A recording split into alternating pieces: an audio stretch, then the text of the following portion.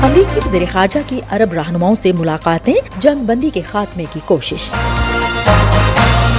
اسرائیلی حملے میں 2 فلسطینی صحافی ہلاک، اینٹنی بلنکن کا اظہار افسوس۔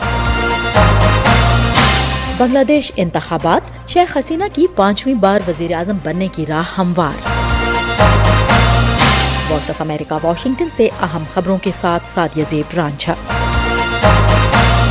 امریکی وزیر خارجہ اینٹنی بلنکن نے مشرق وسطیٰ کے دورے کے دوران اتوار کو عرب شراکت داروں سے ملاقات کی تاکہ غزہ میں جاری جنگ کے خاتمے کے لیے دباؤ ڈالا جا سکے۔ بلنکن کے ساتھ مشترکہ پریس بریفنگ میں قطر کے وزیر اعظم محمد بن عبد الرحمن الثانی نے صحافیوں کو بتایا کہ حماس کے سینئر رہنماؤں میں سے ایک کی ہلاکت یرغمالیوں کی رہائی کے پیچیدہ عمل کو متاثر کر سکتی ہے، لیکن پھر بھی کوششیں جاری رکھی جائیں گی۔ From day one, among other priorities, we have been intensely focused on working to prevent the conflict from spreading. Antony Blinken نے اسرائیل پر شہریوں کی ہلاکتوں کو کم کرنے اور غزہ میں امداد کی مقدار کو نمایاں طور پر بڑھانے کی ضرورت پر بات کی اور تنازع کے بعد کے مستقبل کے لیے تفصیلی منصوبے تیار کرنے کی اہمیت پر زور دیا۔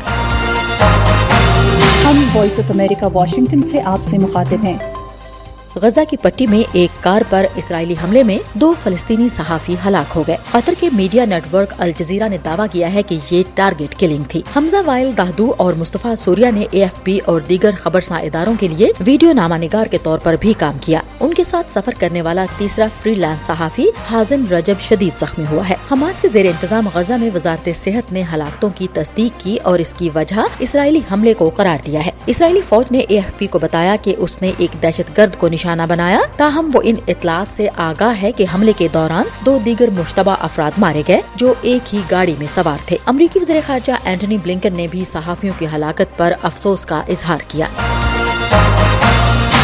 وسطی غزہ میں الاقصی ہسپتال کے سربراہ نے عالمی برادری سے مطالبہ کیا ہے کہ حماس اور اسرائیل کے درمیان جاری جنگ میں طبی سہولتوں اور صحت کے کارکنان کو تحفظ فراہم کرتے ہوئے اسے تباہ ہونے سے بچایا جائے۔ ہسپتال کے ڈائریکٹر ڈاکٹر ایاد ابو ظہیر نے کہا کہ ہم تباہی کے دہانے پر ہیں اور اگر ایسا ہوتا ہے تو ہمارے پاس اپنے لوگوں کو طبی خدمات فراہم کرنے کے لیے کچھ بھی نہیں بچے گا۔ غزہ میں حماس کے زیر انتظام وزارت صحت کے مطابق 7 اکتوبر کے بعد سے اسرائیل کی جوابی کارروائی میں 22,800 سے زیادہ فلسطینی ہلاک اور 58,000 سے زیادہ زخمی ہوئے ہیں۔ ہم وائس آف امریکہ واشنگٹن سے آپ سے مخاطب ہیں۔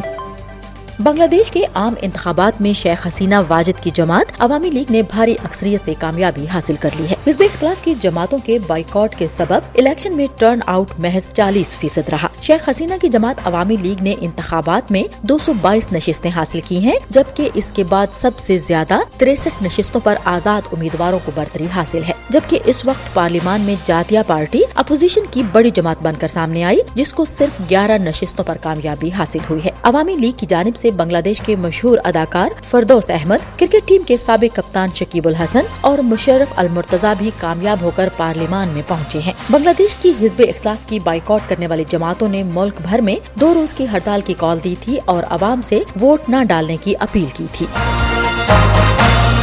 پاکستان کے قبائلی علاقے باجوڑ میں پولیس کی گاڑی کے قریب ہونے والے دھماکے میں کم از کم 6 پولیس اہلکار ہلاک اور تقریباً 20 افراد زخمی ہو گئے۔ ہماری جو ذمہ داری یہی ہے کہ ہم ہر پولیو ٹیم کو، چاہے اس میں 1 بندہ ہو 2 بندے ہو، ہم ان کو پولیس کی سیکیورٹی فراہم کرتے ہیں۔ باجوڑ کے ضلعی پولیس افسر کاشف ذوالفقار نے کہا کہ زخمیوں کو قریبی ہسپتال منتقل کر دیا گیا ہے۔ رائٹرز کے مطابق تحریک طالبان پاکستان نے اس دھماکے کی ذمہ داری قبول کی ہے۔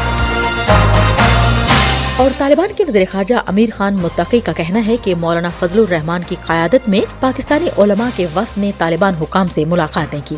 طالبان کے میڈیا آفس کے ایک بیان کے مطابق ملاقات کے دوران طالبان کے نائب وزیر اعظم برائے سیاسی امور مولوی عبدالکبیر نے امید ظاہر کی کہ اس دورے سے کابل اور اسلام آباد کے درمیان غلط فہمیوں کو کم کرنے میں مدد ملے گی۔ انہوں نے یہ بھی کہا کہ پاکستان میں افغان مہاجرین کے ساتھ ناروا سلوک اور جبری واپسی کو روکا جائے۔ طالبان کے بیان کے مطابق مولانا فضل الرحمان نے افغان مہاجرین کی جبری واپسی کی مذمت کی ہے۔ اس کے ساتھ ہی اہم خبروں کا یہ بلیٹن اب ختم ہوتا ہے۔ سعدیہ زیب رانجھا کو اجازت دیجیے۔